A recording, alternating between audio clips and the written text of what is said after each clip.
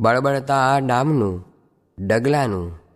સ્વામિનારાયણ હરે સંવત 1876 મહાસુદી આઠમને દિવસ શ્રીજી મહારાજ શ્રી ગરડા મધ્યે દાદા ખાચરના દરબારમાં શ્રી વાસુદેવ નારાયણના મંદિરની આગળ લીમડાના વૃક્ષ હેઠે ઓટા મધ્યે ઢોલિયા ઉપર આથમણે મુખારવિંદે સવારના પહોરમાં વિરાજમાન હતા ને ધોળો ખેસ પહેર્યો હતો ને ધોળી ચાદર ઓઢી હતી ને માથે ધોળી પાગ બાંધી હતી ને તે પાગને એક આંટે કરીને બોકાની વાળી હતી ને તે પાગ ઉપર ધોળા પુષ્પનો હાર વિરાજમાન હતો ને પોતાના મુખારવિંદની આગળ મુનિ તથા દેશ દેશના હરિભક્તની સભા ભરાઈને બેઠી હતી.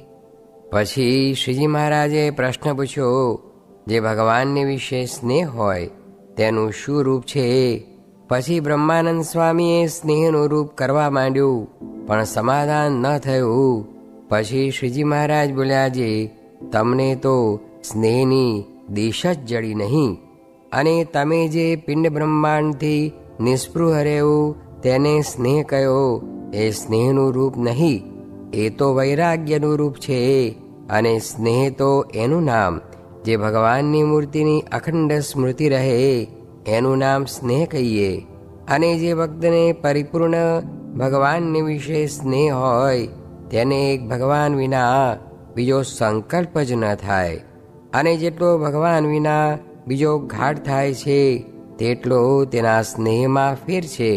અને જેને પરિપૂર્ણ ભગવાનમાં સ્નેહ હોય અને તેને જો જાણે અજાણે ભગવાનની મૂર્તિ વિના બીજો કંઈક ઘાટ થાય તો જેમ પંચામૃત ભોજન જમતો હોય તેમાં કોઈ કાંકરા તથા ધૂળનો ખોબો ભરીને નાખે ને જેવું વસમું લાગે, અથવા કપાળમાં બળબળતો ડામ દે ને તે જેવો વસમો લાગે તેવો ભગવાન વિના બીજો ઘાટ થાય તે વસમો લાગે.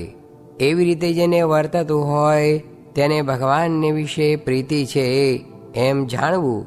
તે સર્વે પોતપોતાના હૃદયમાં તપાસી જુઓ, તો જેને જેવી પ્રીતિ હશે તેને તેવી જણાઈ આવશે. પછી બ્રહ્માનંદ સ્વામીએ પૂછ્યું છે, એવી દ્રઢ પ્રીતિ ભગવાનને વિશે થાય તેનું શું સાધન છે? પછી શ્રીજી મહારાજ બોલ્યા, જે સત્પુરુષનો જે પ્રસંગ એ જ ભગવાનને વિશે દ્રઢ પ્રીતિ થવાનું કારણ છે. ત્યારે સોમલો ખાચર બોલ્યા, જેવો પ્રસંગ તો અતિશય કરીએ છીએ, પણ એવી દ્રઢ પ્રીતિ કેમ થતી નથી? પછી શ્રીજી મહારાજ બોલ્યા, જે પ્રસંગ તો કરો છો, પણ અર્ધો અમારો પ્રસંગ કરો છો અને અર્ધો જગતનો પ્રસંગ કરો છો, તે માટે ભગવાનને વિશે દ્રઢ પ્રીતિ થતી નથી. પછી ગામ વસોના વિપ્ર વાલા ધ્રુવ તેણે પ્રશ્ન પૂછ્યું, જે હે મહારાજ, દેહ અને દેહના સંબંધીને વિશે અહમ મમત્વપણાના ઘાટ થાય છે તે કેમ ટળે? ત્યારે શ્રીજી મહારાજ બોલ્યા, જે એ તો એ જીવને વિપરીત ભાવના થઈ છે, જે પોતાને દેહથી પૃથક જે જીવાત્મા તે રૂપે નથી માનતો ને દેહ રૂપે માને છે. અને એ જીવાત્માને વિશે દેહ તો કેવી રીતે વળગ્યો છે? તો જેમ કોઈક પુરુષ હોય તેણે દરજીને ઘેર જઈને ડગલો સિવાડીને પહેર્યો, ત્યારે તે એમ માને છે દરજી તે મારો બાપ છે અને દરજણ તે મારી મા છે. એમ જે માને તે મૂર્ખ કહેવાય. તેમ આ જીવને આ દેહરૂપ જે ડગલો તે ક્યારેક તો બ્રાહ્મણ અને બ્રાહ્મણી થકી ઉત્પન્ન થાય છે, અને ક્યારેક તો નીચ જાતિમાંથી ઉત્પન્ન થાય છે, તથા 84 લાખ જાતિ થકી દેહ ઉત્પન્ન થાય છે.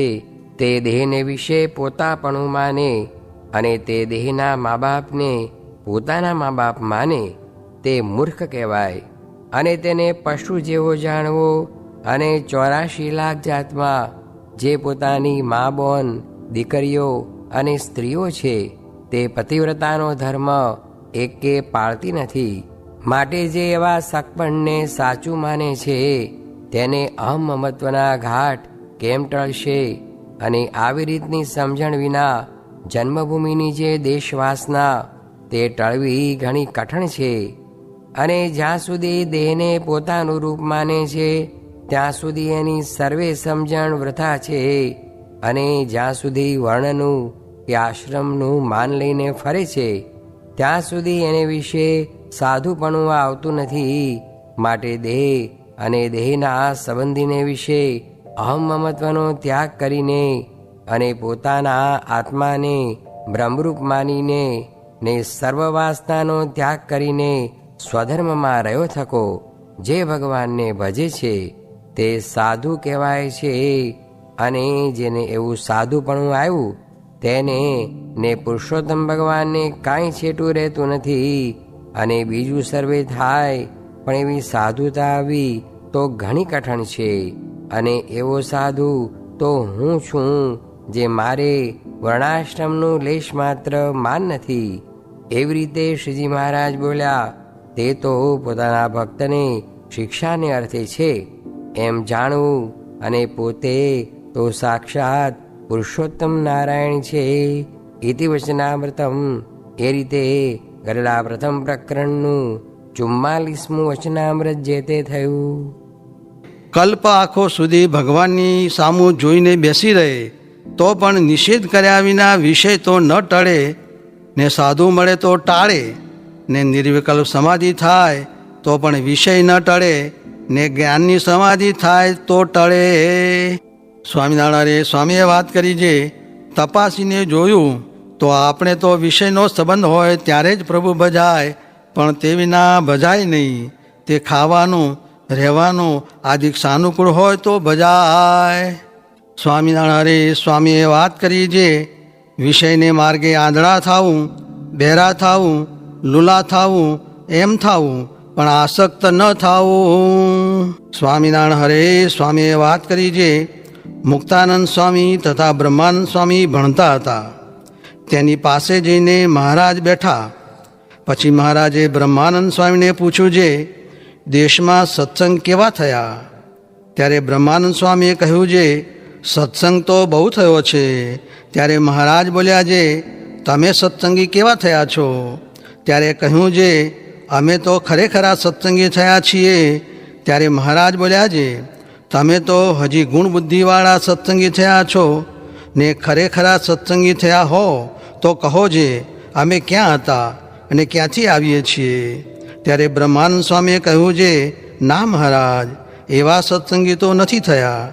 ત્યારે મહારાજ બોલ્યા છે, અમારા ખરેખરા સત્સંગી તો ગોરધનભાઈ તથા પર્વતભાઈ આદિક છે. તે તો અમને ત્રણેય અવસ્થામાં નિરંતર દેખે છે.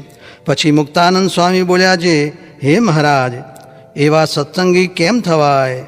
ત્યારે મહારાજ બોલ્યા છે, એવા સત્સંગી તો થવાય જો માયિક ભાવ ટાળીને પોતાના આત્માને અક્ષરરૂપ માનીને મારી મૂર્તિનું અખંડ ચિંતન કરો તો એવા સત્સંગી થાઓ.